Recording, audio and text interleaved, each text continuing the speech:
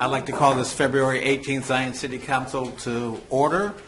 Zion City Council meeting to order. Clerk, please call the roll. Commissioner Frierson? Here. Commissioner Fisher? Here. Commissioner McDowell? Here. Commissioner Holmes? Here. Mayor McKinney? Here. Item number 3, Pledge of Allegiance to the flag. Mr. Brimmer, would you lead us in the Pledge of Allegiance, please? Please join me in the Pledge of Allegiance to the flag. I pledge allegiance to the flag of the United States of America and to the republic for which it stands, one nation, under God, indivisible, with liberty and justice for all. Thank you, sir. Thank you. Offering the prayer for us this evening will be Matt Kearney. He is with the Zion Benton Ministerial Association. Matt joined us last time. Appreciated your prayer last time. Thank you, Mayor McKinney and council members. Let us pray. God, you are a gracious God who is slow to anger and abounding in loving kindness, and we thank you for that. We thank you for those who are doing good in our community, our first responders, our city employees, our school staff, our businesses, our churches, and other nonprofits, and of course the people of Zion who call it home and want to see this city prosper. Lastly, I thank you for those on this council who sacrifice so much and work tirelessly, not only to run this city, but to see it grow. We humbly ask for your divine wisdom and inspiration to guide their conversations and the decisions they make. Tonight we ask for your blessing on this city. Give us your hope, your peace, unity, and help the city prosper so that all may be blessed. Amen. Amen. Thank you, Matt. Item number 4, agenda changes. Do any of the commissioners have any agenda changes? Is there a motion to accept the agenda as presented? So moved. Second? Clerk, please call the roll. Commissioner Frierson? Aye. Commissioner Fisher? Aye. Commissioner McDowell? Aye. Commissioner Holmes? Aye. Mayor McKinney? Aye. Item number 5, citizens' comments. Seem to have the same people every John Doe and Mary Smith. No, anyway. Kathy Champagne? No, she crossed it out. No citizen comments this evening. Anyone in the audience would like to make a comment before we close this portion of the city council meeting? Going once, going twice. Item number 6 is the consent agenda. Approval of minutes of a regular meeting held on February 4th, 2020 at 7 p.m. Move to approve. Is there a second? Second. Is there discussion? There's a correction on the minutes under the ordinance for the water supply contract. I was absent from the meeting, but I listed the vote, so that needs to be removed. Same here.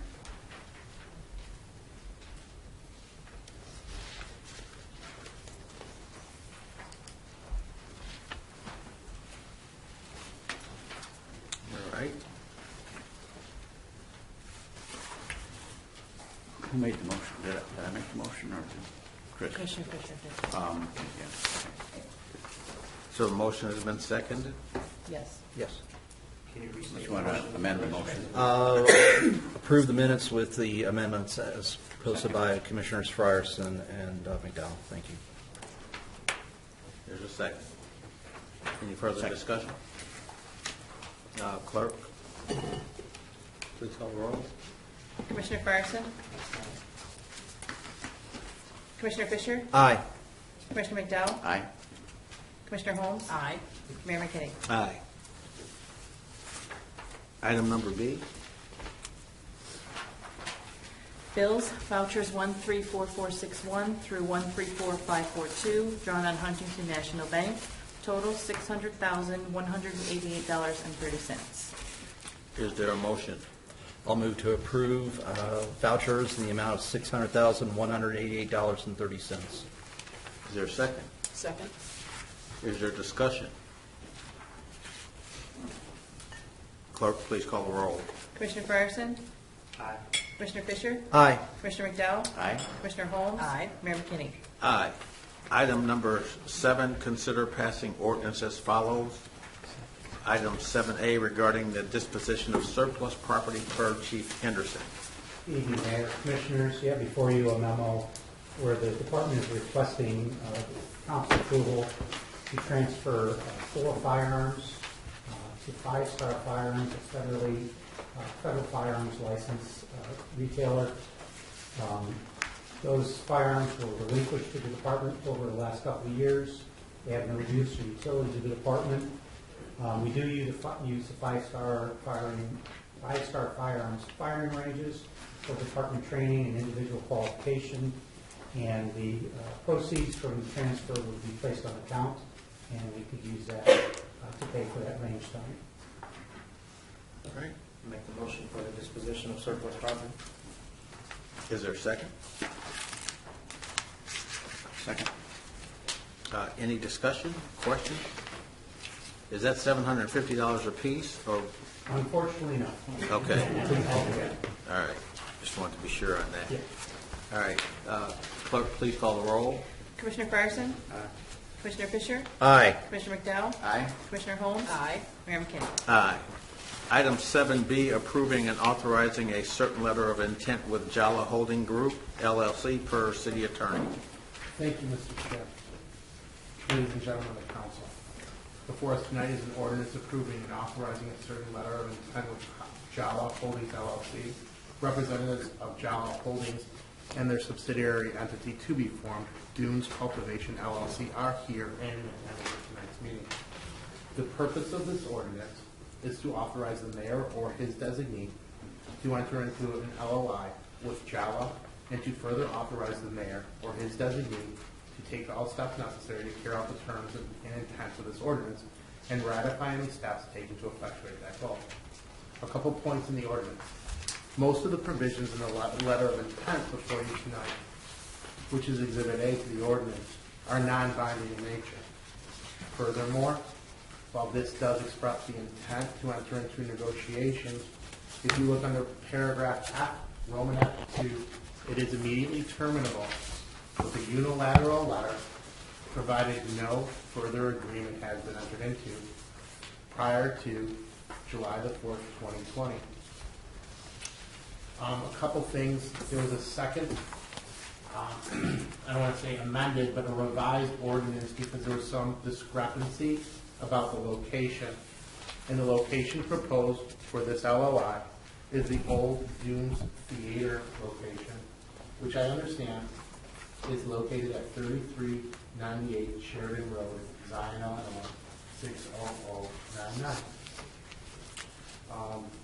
Again, there are binding and non-binding provisions in this, and even those binding provisions can be terminated with a unilateral letter from the city, provided there's no agreement with all binding provisions entered into prior to July the 4th, 2020.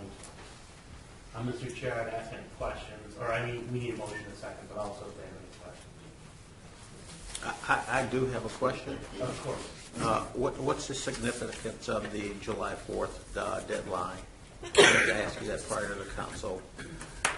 That was a date that was inserted by the submitter, Dunes Cultivation LLC / Jala Holdings LLC, and oftentimes in letters of intent, there is a date certain in legislation that would be referred to as a sunset provision, and that says it's basically a deadline. And it says if we can't come to an agreement of some form by July the 4th, for example, 2020, we either need to amend this or we're going to move along. This is unique and it adds flexibility for both parties because of the termination provision, again, set forth in paragraph F, Romanet 2, I believe page 3, of the agreement, which allows either party to walk away if they're not comfortable. So what we're approving today is just the letter of intent to hold the property to negotiations. Will this come back to council once an agreement has been negotiated? Absolutely, sir. So it not only would come back to council once an agreement is negotiated, but the use would have to come back to council and to the planning and zoning board under our amended code. So yes, to your point, but also there would be hearings if this was use that was acceptable, both at the zoning code level and at this level. So the location, 3398 Sheridan Road, is this the hard corner of Sheridan and 34th Street? Because that's where the Dunes Theater was located. I never attended any movies at the theater, but so I don't know. I mean, when you, and I'm not being cheeky about this, when you give a street address, lawyers deal with PIN numbers and legal descriptions. Yeah. A street address is generally an understanding of where the general location is. Maybe it might be best, Mr. Chair, Commissioner, if we ask Jala what their preliminary plans were. Not that that's binding upon us, but it's just an idea of where it was. And if you look on the letter of intent, because there was some discrepancy on that, at all times we always had them say the old Dunes Theater site, just so we always knew as a council as to what we were talking about. But that might be a question best served by Joe to answer. Somebody from So, Calgary. I know Brandy Hampton is here, and Lex.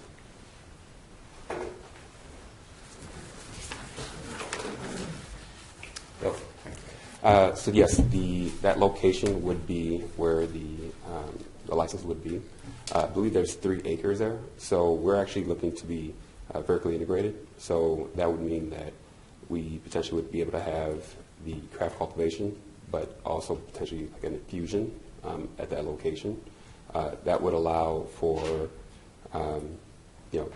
us to use just the size of that space.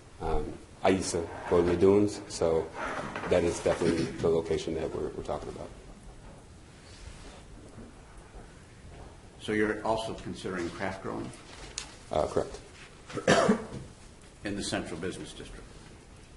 Potentially. I mean, it really depends on exactly how the city would like, where they would like to put that. It's all about the zoning.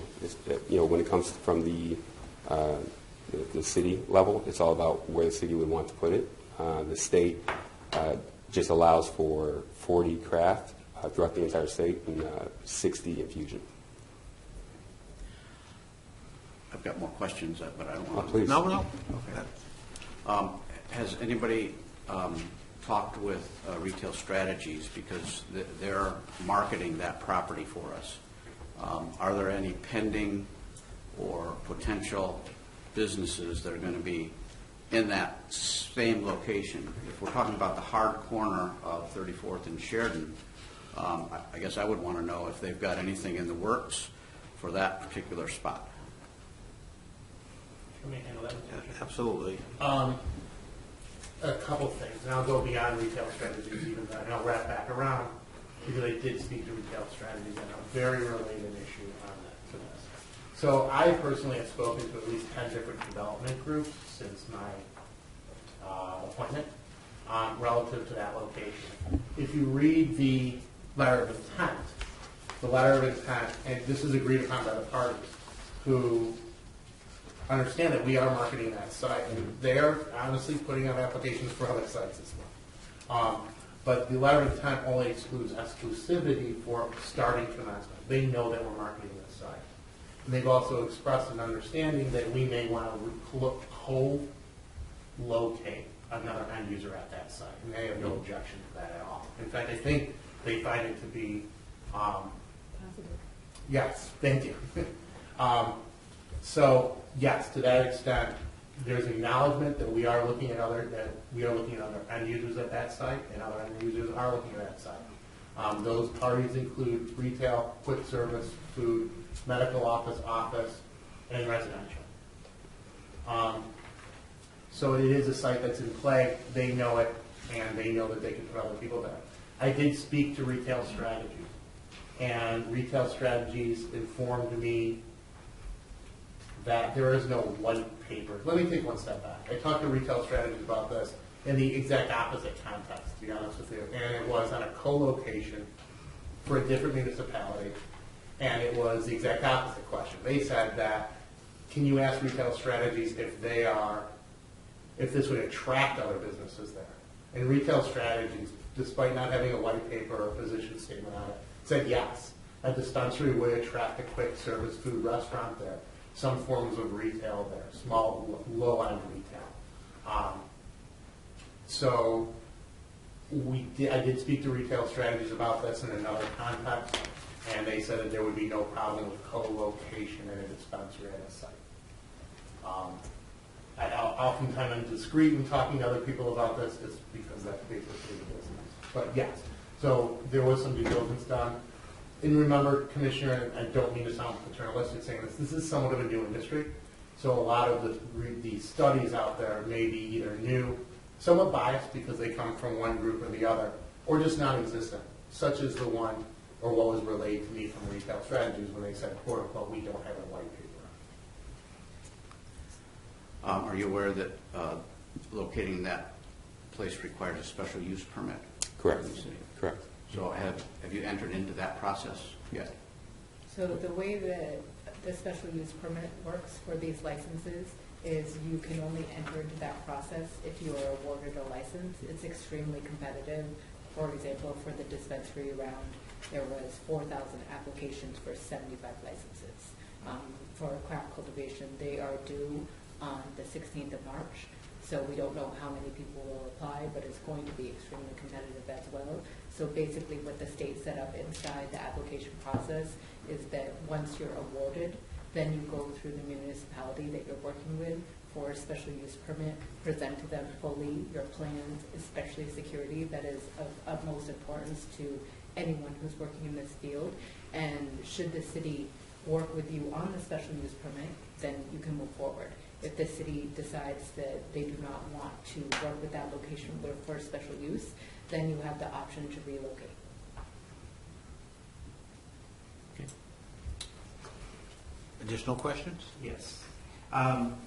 So going back to your statement about exclusive dealing, so looking at section C, it says that it would be exclusive and the seller will not enter into any negotiations, discussions, agreements, or understanding for the purpose of selling or exchanging. So that statement seems to not jive completely with the statements heard before. So can you clarify what the options actually are for the property?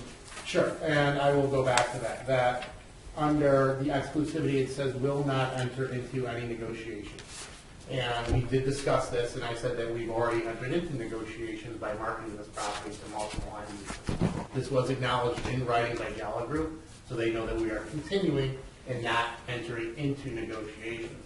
They also know that we will be co-locating there, so I have a written agreement with them that we can look at the site to co-locate with them at that point in time. Okay, separate from what we're looking at here. Absolutely, and I'll circulate that. Okay. Also, again, and I'll keep on adding to this point, not because I want them not to enter into an agreement with us if this comes through. I have no position on that.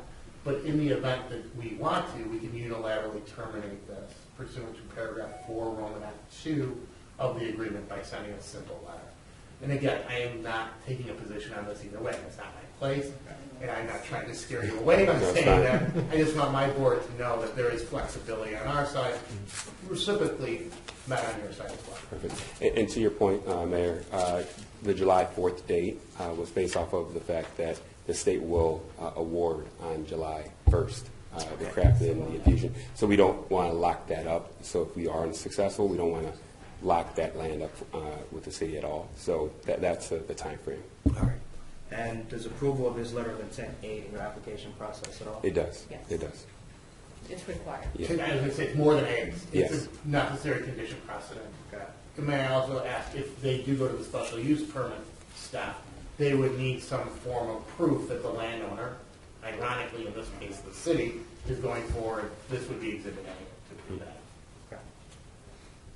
And the reason we're even in these discussions is because the city owns that property. Correct. Correct. If the city didn't own the property, this wouldn't be happening. Correct. Correct. Correct. And, well, I guess when we decide what we'll do with it, I'll make a statement about it. So to that point, though, if there was another property that seemed to fit your needs, you would have gone through a letter of intent with that owner, correct? Correct. Correct. Okay. Correct. I think it's also important to know, if I might just add in, the reason that we're focused in on Zion is two of our founding members are from this area and had always dreamed of coming back here to give back to the city. The city of Zion is located in what is considered social equity in an impoverished area. So the amount of good that you can bring to a community through cannabis is immense. And what the application is designed to do is to bring jobs to the city, to bring income to the city, to bring profit to the city through social equity in cannabis. And so that is one of the reasons that we focus in on Zion, was because our founders are from here, and we thought that we could come back to this city and really do some good.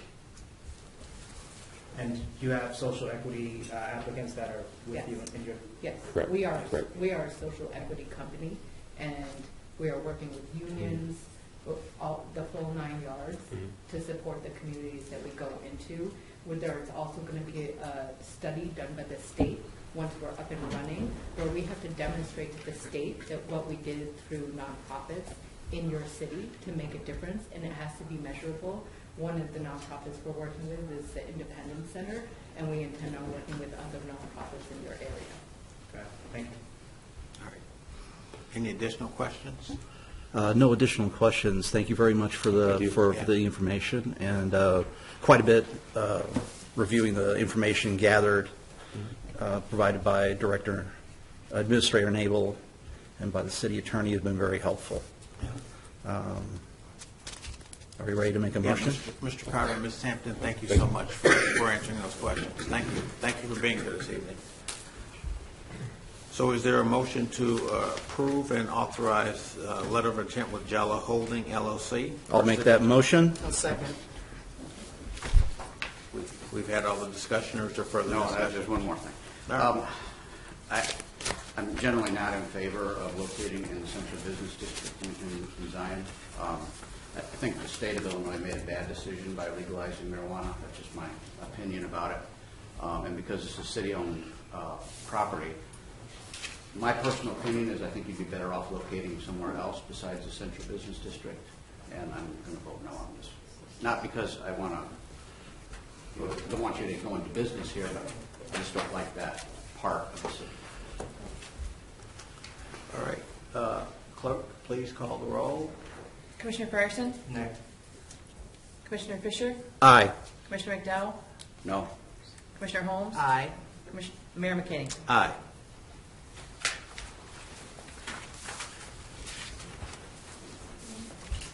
Item number 7C, approving and authorizing an amendment to an intergovernmental agreement with the Village of Gurnee per Administrator Nabel. Thank you, Mayor and Commissioners. A few years ago, we entered into an agreement for dispatch services with Gurnee. We were required to consolidate our dispatch services by the state. We did a lot of due diligence back then. You can watch all the meetings. But the current contract expires April 30th of 2022.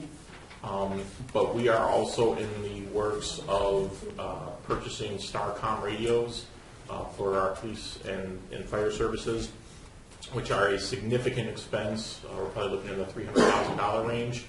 A good portion of that ultimately will be covered by the JETSB, the Joint Emergency Transportation Board, basically the joint board with Gurnee and Zion that they get emergency surcharge tax from.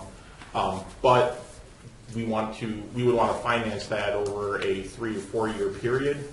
But since our contract expires in less than that, we talked with Gurnee about extending the existing contract so that they had some assurances that we were going to be going beyond 2022 before we enter into any financing contracts or purchases of the radios. So what they did is we extended it to 2025, and they proposed actually freezing our current dispatch rate for next year. That saves us about $25,000 over the CPI increase that they were allowed to, and then go back to the same terms that we had where not, consumer price index increases every year, not to exceed 3.5%, but not be less than 1%. Same terms that we had in the contract now, but we do get some savings by extending this now over the existing contract, and we'll have a significant portion of the $300,000 expense covered by that joint board. So we had some rocky starts at the beginning, as to be expected with any sort of consolidation or switching of dispatch, but both Chief Henderson and Lewis have been working with them, working on the boards, ironed a lot of that out, and they continue to be receptive to our input. So I would recommend that we extend the contract if you're needed. Is there a motion to approve and authorize an amendment to an intergovernmental agreement with the Village of Gurnee? I'll make the motion. I'll second. Is there discussion, questions? I do have a couple of questions. Administrator Nabel, I mean, looking at the cost of this, I know when we first went to this, I think there was a large misunderstanding from some of our citizens of Zion why we were consolidating with Gurnee, but if my memory serves me correctly, it was state mandated that we had to go with the Gurnee dispatch or a different dispatch. We didn't have to go with Gurnee dispatch, but we were required, because we were under 25,000 population served, to consolidate, and we looked at options, and Gurnee was the best option. And at the time, it was actually, and probably still is if you factor it out, a savings over what we were spending for our own dispatch as far as personnel, equipment, maintenance. It was about a $50,000 savings at that time to contract out. And then if you factor out cost increases and everything, we'd still be, this would still be a savings over projected expenses of running our own dispatch. And I know it initially, too, I think I can address just to both our fire chief, Chief Lewis and Chief Henderson. I know initially with some of the residents, when there were calls being made, that because some of the dispatchers weren't as familiar with the Zion surroundings, that sometimes there was maybe some apprehension from some of our citizens. But from what I understand, you've had communication with the dispatch in order to be able to clear some of those things up and make it more efficient for our residents. Can you talk about that a little bit, please? Yeah, absolutely. Excuse me, I have the ability and just engaged a couple of emails and another kind of messaging app with dispatch on a daily basis. I meet quarterly with the communications supervisor out there and the two dispatch supervisors to talk about any issues that exist.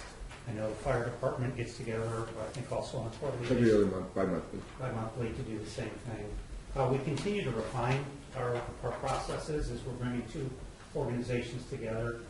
They're dispatching for 2 police departments and 4 fire departments. So we want to kind of keep things general that will work for both police departments, all 4 fire departments, with some customization.